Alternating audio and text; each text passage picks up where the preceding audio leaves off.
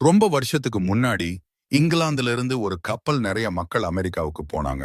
புதுசா ஒரு ஊரை உருவாக்கி அங்கே சந்தோஷமா வாழலாம்னு ஆசைப்பட்டாங்க. அந்த கூட்டத்தோட தலைவர் பேரு ஜான் ஒயிட். அவரோட குடும்பம் அந்த கப்பல்ல இருந்தாங்க.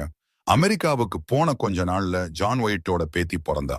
அவளுக்கு வர்ஜீனியான்னு பேரு வச்சாங்க. அமெரிக்காவிலேயே பிறந்த முதல் இங்கிலாந்து குழந்தை அவதான். எல்லாரும் ரொம்ப சந்தோஷப்பட்டாங்க. ஆனா அந்த சந்தோஷம் ரொம்ப நாள் நீடிக்கல. அவங்க கொண்டு வந்த சாப்பாடு எல்லாம் தீர்ந்து போச்சு. குளிர்காலம் வேற வர ஆரம்பிச்சது. என்ன பண்றதுன்னு தெரியாம ஊர் மக்கள் எல்லாரும் தலைவர் ஜான் ஒயிட்டு கிட்ட, நீங்க மட்டும் இங்கிலாந்துக்கு போய் எங்களுக்கு சாப்பாடும் உதவியும் கொண்டு வாங்கன்னு சொன்னாங்க. தன் குடும்பத்தை விட்டு போக மனசே இல்லாம ஜான் ஒயிட் சம்மதிச்சார். ஜான் ஒயிட் இங்கிலாந்துக்கு போனாரு. ஆனா பாவம், அவரால உடனே திரும்ப முடியல. இங்கிலாந்துல போர் நடந்ததால அவர் திரும்பி வர 1 இல்ல 2 இல்ல முழுசா 3 வருஷம் ஆயிடுச்சு.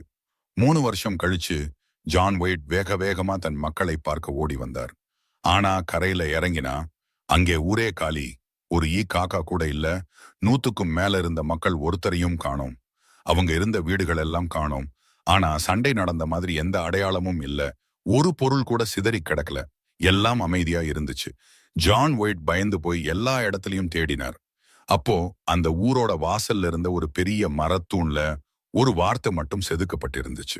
அது குரோட்டோன். அந்த 115 பேரும் என்ன ஆனாங்க யாருக்குமே தெரியல. இன்னைக்கும் குரோட்டோன் என்ற அந்த ஒத்த வார்த்தை மட்டும் காணாம போன அந்த ஊரோட கதையை சொல்ல முடியாம ஒரு பெரிய மர்மமா நிக்குது.